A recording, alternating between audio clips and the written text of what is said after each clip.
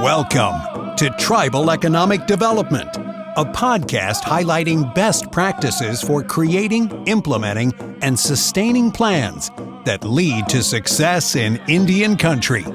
We are Waséyabek, an economic development firm dedicated to protecting the sovereignty of the Nottawasepi Huron Band of the Potawatomi and advancing a future where native values and business strategy move as one. In our first 8 years of operation, we've grown from 0 revenue and 3 employees to more than $168 million in revenue and a team of more than 800. Along the way, we've learned many valuable lessons. Here, we'll share those lessons with you. And now, our hosts, Deidra Mitchell and Erika Weiss.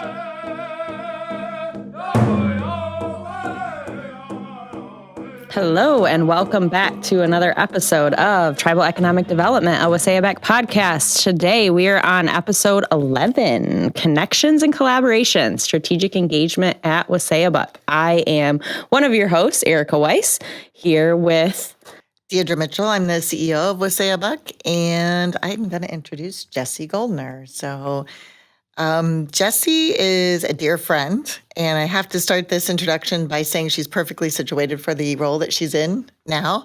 And I say that because I came to Michigan to start this job. I didn't know anybody. She took me in, introduced me to her family, and appointed herself as my personal life coach, which turned out really well. So, but seriously, she's been with the company even since before I was and has seen a lot of transition and been there the whole way, filling a lot of roles, understanding what the business is about, and now strengthening that connection to not only the NHBP community, but to Native American community as well. So welcome. Thank you for having me. It's like talking to two good friends right now, so I'm excited to be here. Thank you for having me, and I look forward to the conversation. Yeah, with a resume like that, I'm surprised it took us till episode 11, huh? I wasn't going to say anything. Well, we will jump right into it. As the title of today's episode suggests, we are talking about strategic engagement at Waséyabek. As Deidra mentioned, Jessi is the Vice President of Strategic Engagement at Waséyabek. And that is a somewhat new role. I think that department, the Strategic Engagement Department, was created sometime in July of 2024 or so. Deidra, why don't you talk to us a little bit about why a Strategic Engagement Department at all, and how that fits into Waséyabek's strategic plans? Yeah, sure. We've talked about strategic planning in other episodes, and we've talked about really prioritizing what it is you need to accomplish first. And those can be hard conversations. And one of the big ones is always, are we going to focus on profitable businesses first or tribal member jobs?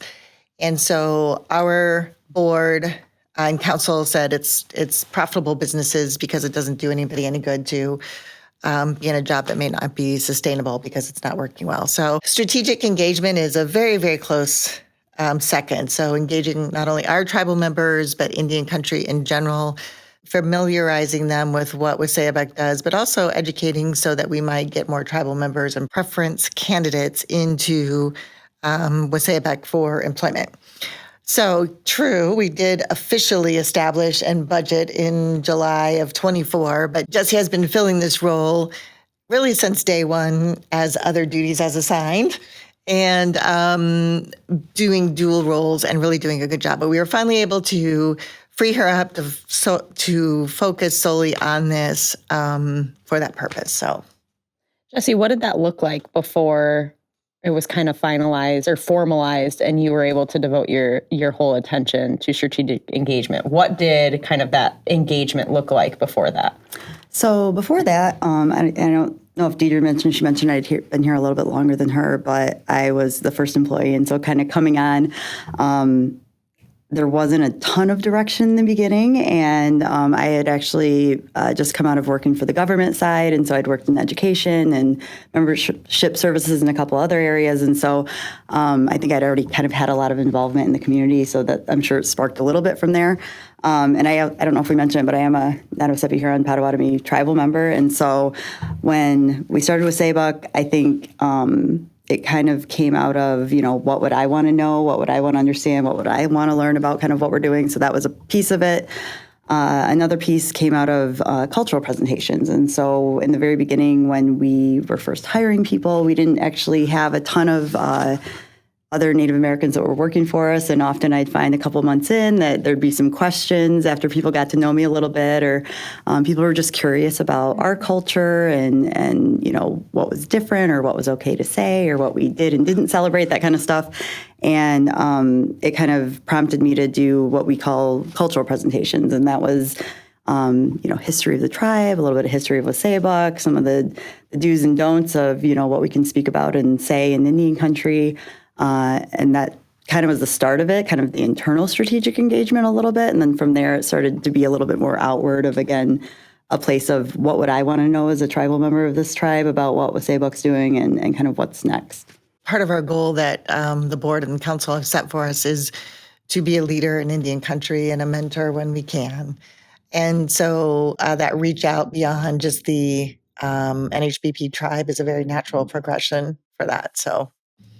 So speaking of reach out, I know it's been a pleasure as your friend to watch your career kind of blossom, and I know you have many highlights in your career, but I think I am safe to say that one of the highlights in your career has been the establishment of the LEAD program, which really ties into what Deidra was just talking about, not only kind of educating our own tribal members, but also outside of NHBP as well. Can you talk to us a little bit about the LEAD program, what it stands for, what prompted it, and kind of what it looks like?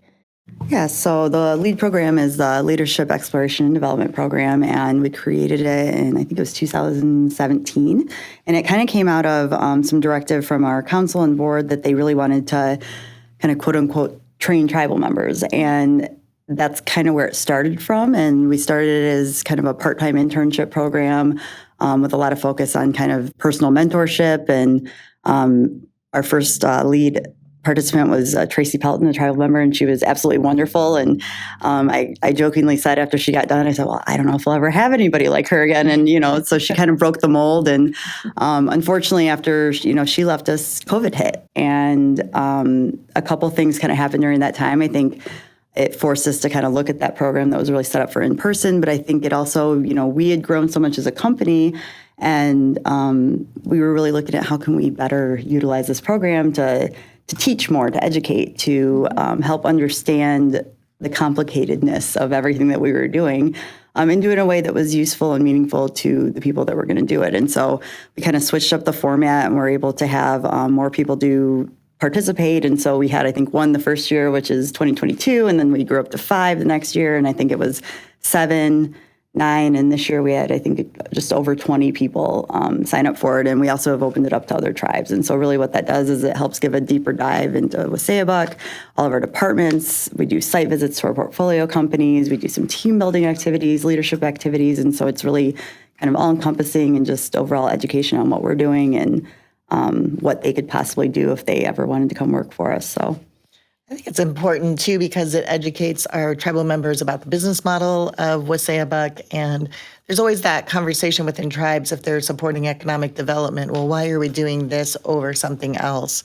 And so the more people that we can get to really understand the model, talk with the leadership, ask questions, and see how we are advancing and how we're progressing to our plans, and then how we will eventually get to a goal that we've set is really important.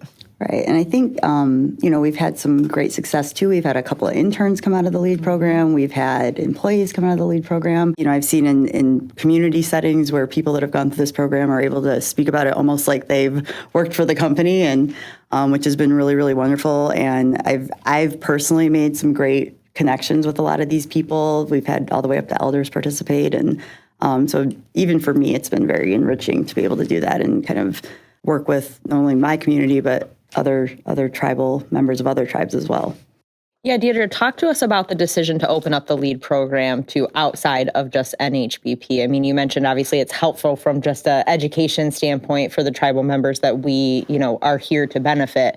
But what went into the decision to open it up to non-NHBP tribal members? Yeah, it really goes back to that goal of wanting to be a resource in an Indian country, if that's helpful. But Jessi and I had a lot of conversations about that when I say we, I mean Jessi, really wanted to make sure the LEAD program was developed before we broadened it to other tribes. But I think part of the advantage of doing that is our tribal members hear the experience of other tribes and what they're going through, but also can we attract people from other tribes to work at Waséyabek, because we don't limit it to NHBP tribal members. So we really want that diverse Native American community. And we started with a LEAD program, creating that there. Jessi, so you've been doing this for a really long time, the strategic engagement. Let's talk a little bit about what strategic engagement actually means to you and the efforts that you're doing as the head of that department and those efforts on behalf of Waséyabek. Well, I think kind of what we've been talking about is it's about, not only kind of enriching, educating, teaching our tribal members, but other tribal members. And so there's it's a couple pronged approach, because part of it is the education piece of just having them understand what we're doing, why we're doing it, a better understanding of what economic development in Indian country really is and looks like, and how I think we're kind of leading the way in a lot of ways, which is, I think, great. But it also, it is a really easy way for people to come in and see what we're doing and see if there's a place for them in that story. Like I said, I'm a tribal member, and it's been amazing to be part of this and watch it grow and do all those things. And I think I just want that for other people as well, which, any tribal members that we do get working for us, there's a deeper meaning to it for doing it and pushing the company forward. And so I think it's kind of those two things. It's the education piece, but it's also the wanting to show them what they could be part of from maybe a career standpoint or a job standpoint, or, as much as I don't want it to be just a stepping stone, like if it's just a stepping stone, it's just a stepping stone. But I just, it's a chance for them to see how they can be part of our story, and it's a chance for us to be part of theirs. I think building those relationships too, because I've gotten the opportunity and really appreciated that I had the opportunity to get to know some of our tribal members or Native Americans better. And so now when I see them, it's like home week, it's like, hey, remember this? And how's this doing? And so we can have some really good conversations and good connections. I feel like it's built a lot of friendships as well. It has. Yeah, I love the diversity of, like you said, we're not just focused on NHBP, it's tribal members generally, because, of the 700 and some tribes across the United States, I would say that very few are similar in nature, right? I mean, they're so vastly different across the country that the experiences of, and this is obviously not just limited to Indian country, this is across the nation, but in particular, the experiences of one tribe and one tribal member within that tribe can be so vastly different from, tribal members somewhere else. I mean, I remember as a descendant of Little Traverse Bay Band traveling out to kind of the, Arizona, New Mexico area. And the thought of my tribe has a checkerboard reservation, right? So the thought of a checkerboard reservation out in Arizona or New Mexico, where your reservations are massive. I mean, you bring different perspectives to the business table when you're talking about vastly different environments that you're growing up in. So I think it's awesome that you've expanded outside of just NHBP and really welcoming pretty much all of Indian country, right? We'd love to get everybody involved to the extent that we can. It's called strategic engagement, not just tribal strategic engagement. So talk to me about the non-tribal strategic engagement work that you've done and continue to do. Yeah, so I think probably one of the ones in the Grand Rapids community would be the GR Chamber. So we've worked a lot with the GR Chamber, and I got involved with Leadership Grand Rapids through the Chamber, and kind of being part of that, sometimes I know Deidra and I have talked about kind of the saying yes to things. And I remember she had mentioned LGR, the Leadership Grand Rapids. And I was like, why? Why am I doing this? Why does she want me to do this? But I said yes. I've come to find out, Deidre's a very smart lady, and sometimes I just need to listen and go. And I was very happy. That was one of those particular experiences that I'm glad I just said yes to. And what I found in that is that I was able to kind of bring a Native American perspective to a place where I don't think that had necessarily been before. And that kind of came up in one of my early sessions for that, is just, there was a moment where we were talking about the history, and it kind of kept starting at the late 1800s. And I think I just said it in kind of a group. And I said, that's not when the history of Grand Rapids started. And so it was an aha moment even for that group, I think, to go, wow, you're right. And I would have never thought of that. And there was no malice there or anything. It just is not always on everybody's radar. And so I found kind of in that moment that I was like, I really have an opportunity to bring a different perspective to some of these spaces that maybe they don't always have a lot of Native Americans in, being, the business community sometimes being one of those spaces. And so I saw that as a real opportunity to kind of just offer that kind of other perspective or additional perspective. I also do a lot of work with area universities. So I've done a keynote at U of M for their Native American Heritage Month. So often, again, there might be kind of a central idea of Native American culture or history or something like that, but it's not necessarily on my side, this tribal engagement, strategic engagement by engaging with those universities so that we can maybe look at ways of partnering in the future or helping each other, whether it might be just, having our name on their list of possible, for career fairs or whatever it might be. But built some really great relationships there, built some wonderful relationships at Western Michigan University, who's, done a lot of work with not only our tribe, but Pokagon Band, as well as Gun Lake Tribe on their tribal governance certificate program, which has been really great. And that's been going on for a couple of years, but they've been doing a lot of work with their Native American student organization as well. And so there's a lot of community work that's done along with it that, sometimes might be kind of tribal adjacent, but maybe not completely focused on that. But it's a lot of relationship building in that way. And again, just being a resource both ways for whatever that might look like, and just being open to whatever that might look like as far as a relationship goes, and kind of just keeping those going. And I think, Deidra, we talked on an earlier episode with Rosalind Bliss about that collaboration between tribes and municipalities, or tribally owned companies and municipalities. And talk to me a little bit about just how strategic engagement has kind of played into helping kind of pave those paths and form those relationships. Yeah, when we talked to Rosalind, if you'll remember, we were saying how much similarity there is between doing economic development in a community and economic development for a tribe. So creating the opportunity for Jessi and her team to connect with community partners just furthers that realization that we're more similar than we are different. And so that spills over into business opportunities. It spills over into employment opportunities. It spills over into just being a part of the community that we're all celebrating because we work in. Which really brings me to my next question. And what does this all mean? What does strategic engagement mean for Waséyabek? What value is strategic engagement bringing to Waséyabek? And you just touched on it a little bit. But. Yeah, it's being a resource for Indian country in general, but really, now that Jessi's had a solid year under her belt of strategic engagement, now we're starting to talk about, okay, what value add is this actually to Waséyabek? What is the value that we're building in that relationship that down the road might mean an acquisition opportunity or something like that to a tribal member that's going to come and say, I want to apply my skills here, to a tribal member that says, maybe I don't have any skills, but I'm in my education phase and I know there's some jobs at Waséyabek that I could target. So there's value coming back that way. Mm-hmm.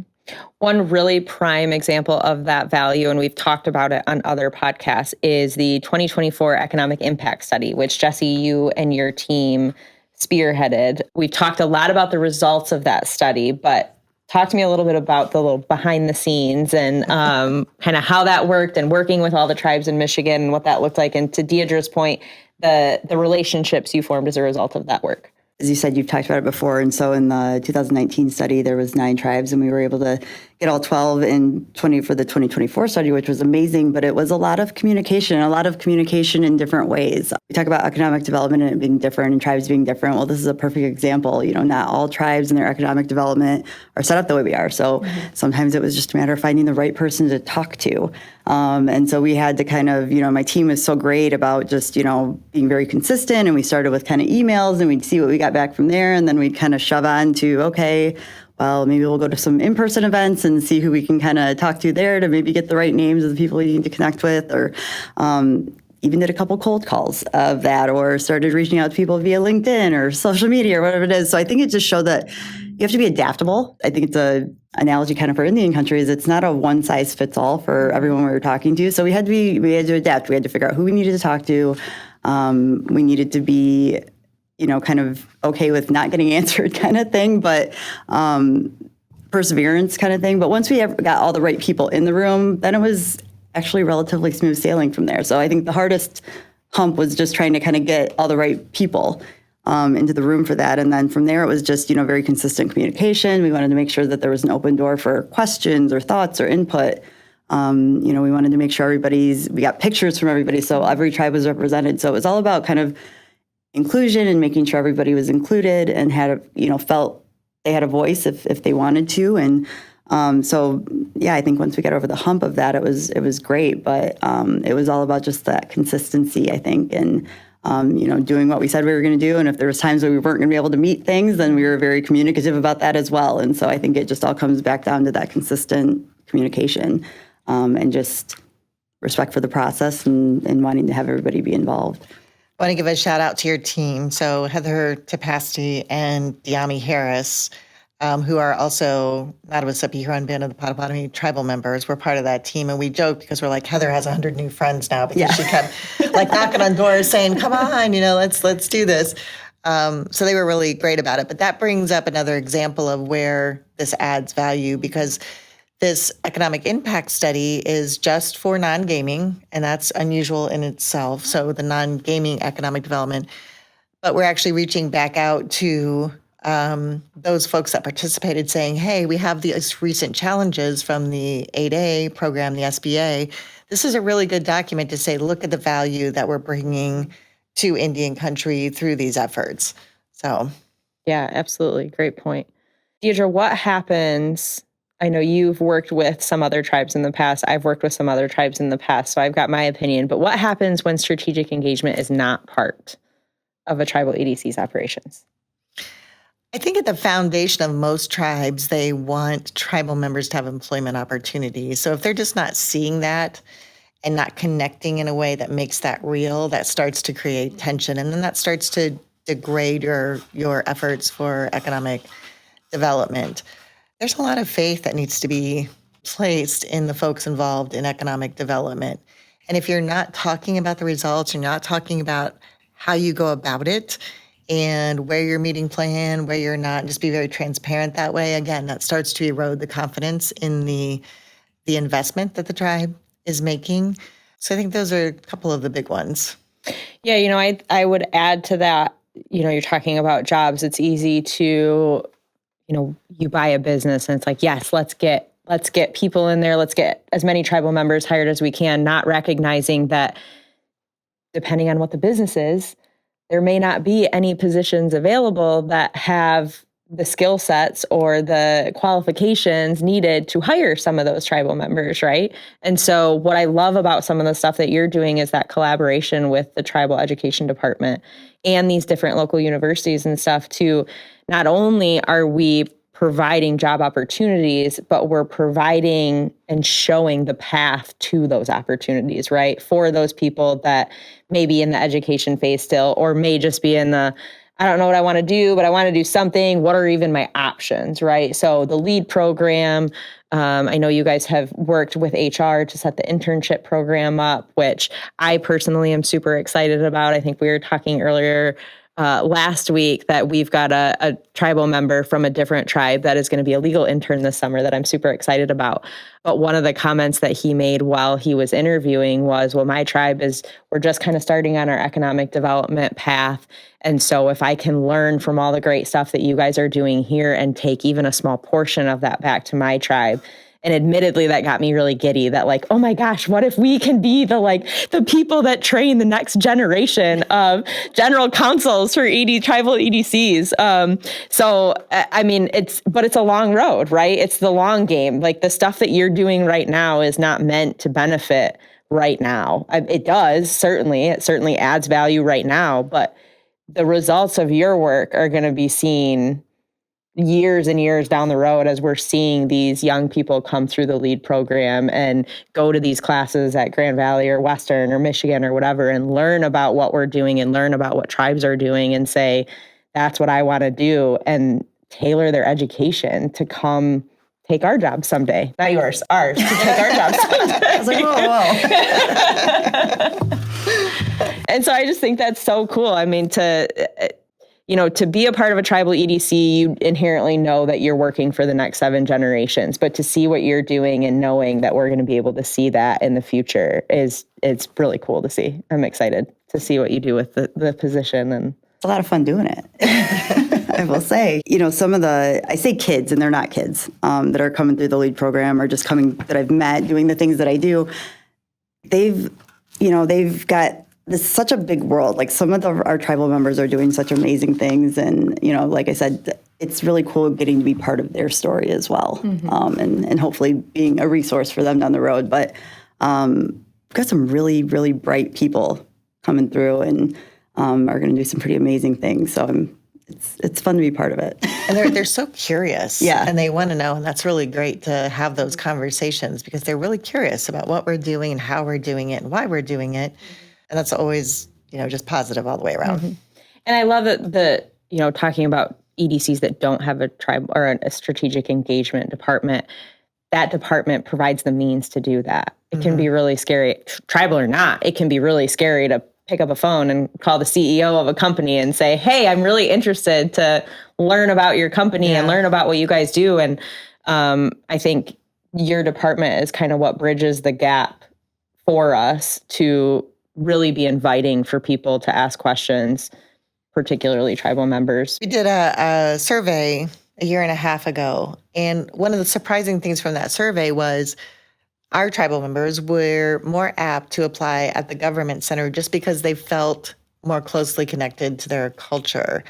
So with what Jessi's doing, it's so important so that they can feel connected with their culture at Waséyabek also. But that was a surprising thing that came out of the survey. And then again, another value add to the company and what Jessi and her group's doing.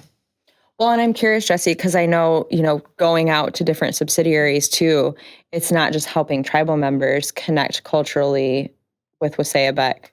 Talk a little bit about what you're doing at subsidiaries to help non-tribal employees connect with Waséyabek, NHBP, and just the tribal culture in general. Yeah, so we kind of internally refer to it as cultural fusion. So we try and figure out ways that we might be able to infuse kind of the Native American culture in the day-to-day businesses of any of our portfolio companies without completely disrupting the business that they're doing. We don't want it to be detrimental anyway. So, we do a lot of, we have an intranet and we do a lot of different things on there with events. We do a number of emails, hey, there's these cultural events that are going on, or these are events put on by the tribe that are open to the public and you're welcome to come. We do a lot of stuff around Native American Heritage Month with the language and cultural presentations. And we did, some site visits this year where we had some kind of treats and we, talked a little bit about, again, just some higher level cultural types of things. And then we, again, just kind of offer ourselves as a resource, which, we have had some feedback kind of come from the portfolio companies of people asking questions, that type of thing. Another example is one of our manufacturers, Safari Circuits. They were doing kind of a remodel, and so we went in and we helped them get some artwork, some tribal artwork, and some furniture that was made actually by a tribal member locally, and it was really, really neat. And then the next time when we came through and you saw all of this, tribal art and furniture and everything, you came in and there was just a different kind of feeling, and it felt closer and a better connection. We were excited because we knew the next group of LEAD participants or any of our tribal members that came through, I think, would see that, and there would be, again, just, a little bit more instant connection and seeing that kind of the closeness to the tribal ownership. And so, it's very similar what we do with kind of the external strategic engagement. We just do it kind of internally, and again, that's adapted over time as well, and I'm sure we'll continue to adapt in the ways that we do that. But I think it's been good, and our portfolio has been very, very open to it, and I think that's the other part that's been really wonderful, too, is there's been no pushback. If anything, there's been we'll take more of whatever you've got to give kind of thing. And so, right now we have a fairly small department, so unfortunately we can only do so much, but it's been wonderful just to also see those portfolio companies really, really embracing that tribal ownership and wanting to learn. One thing that was Jessi's brainchild was many companies out there open their meetings with a safety moment. Well, Jessi's idea was, why don't we open our major meetings with a cultural moment? Because not everybody is tribal. People want to learn more generally. And so someone volunteers for every meeting to just pick anything. It doesn't have to be related specifically to NHBP, but anything about Native American culture, and just give a short 5-10 minute presentation on that. And that's been really well received. I think it's like brilliant idea. It's been really well received. And then the breadth of topics has been really interesting. Yeah. What beadwork, rice. I mean, we've the seasons, like how tribal culture views the seasons. We've Native had some American pretty athletes, awesome. Yeah. But it does. And I think it helps, in each of our subsidiaries, we have hanging the 7 grandfather teachings, which I'll let you tell what the well, I guess it's behind us, isn't it? The 7 grandfather teachings. I mean, which inherently, generally you think, obviously we all want to have humility and bravery and wisdom, but to actually have that and really be the foundation, not only of Waséyabek, but all of our subsidiaries have really embraced it, and their culture and their employees have really embraced it too. I mean, I know our federal group has tied it into the way that they do proposals, and they specifically highlight the 7 grandfather teachings. And I know some of the other subsidiaries have kind of highlighted those 7 grandfather teachings as well. It really helps, I think, to the employees, the non-tribal employees, really connect to the tribe, not just the tribe, but kind of the overarching purpose of why we're all doing what we're doing, which is really important. Yeah, it's been a really universally accepted set of standards that everybody's really been able to embrace. Even our customers, when they go to our website and see the 7 grandfather teachings, they're like, wow, that's amazing.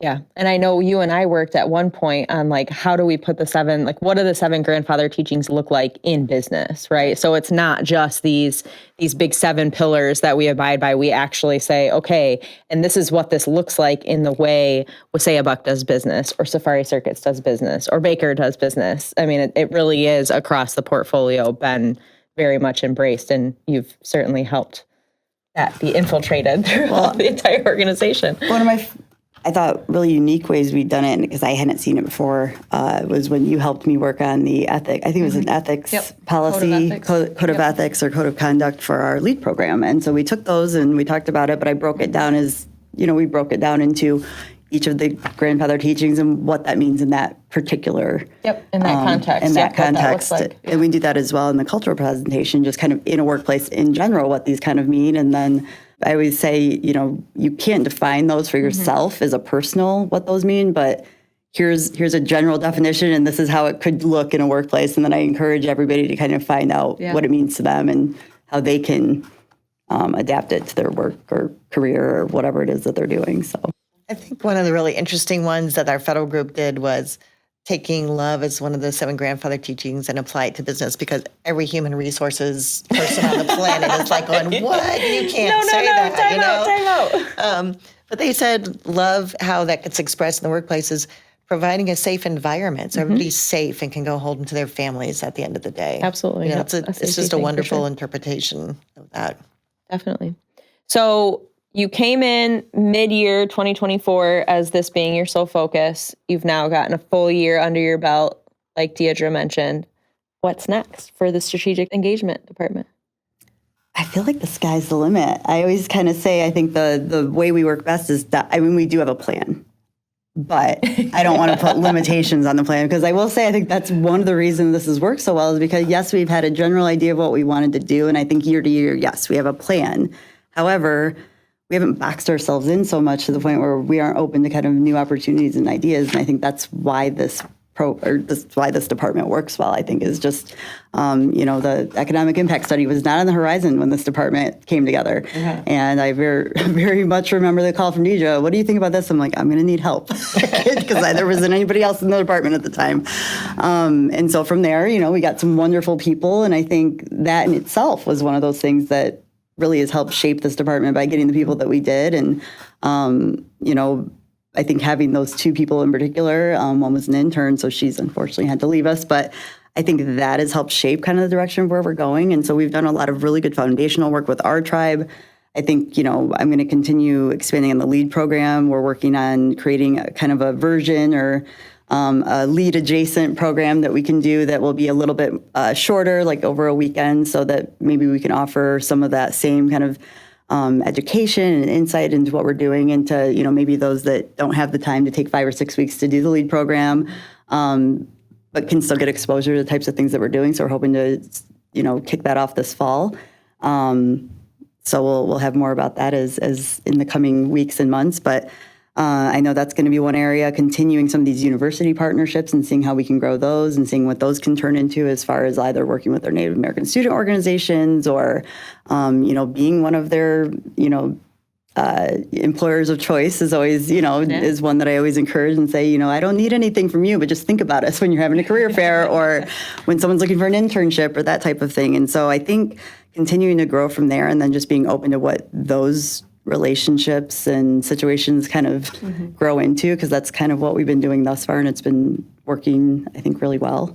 If we have anyone listening that is contemplating starting a strategic engagement department at their tribal economic development company, what would be your advice to them?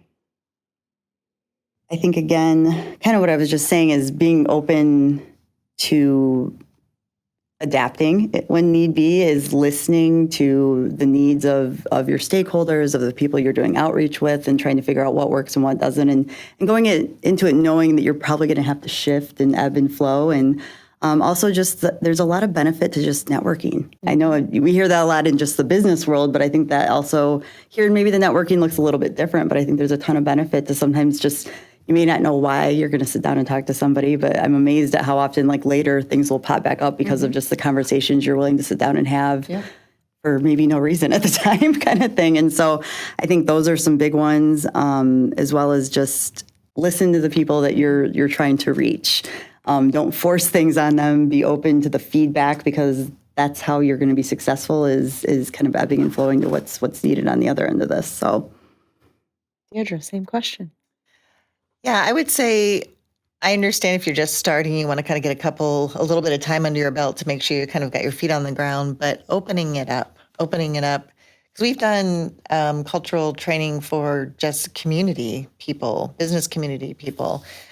So opening that engagement piece up, because it just gives you more energy, gives you more input, more variety, more questions, and it takes it beyond just the tribe, which is very important, but it takes it beyond, because all of those relationships are going to eventually benefit the tribe itself. Well, Jessi, thank you for joining us. Thank you for having me. We're excited to have you here today. We'll certainly have to have you back in the future to do a recap of where you went this last year, or this upcoming year. And thank you all for listening. If you enjoy the Tribal Economic Development podcast, please make sure to leave us a 5-star review on Apple Podcasts and Spotify. Additionally, if you have any questions or if there are topics that you'd like us to explore in future episodes, please feel free to drop us a comment at waséyabek.com/podcasts and use our feedback form there. We'd love to hear from you.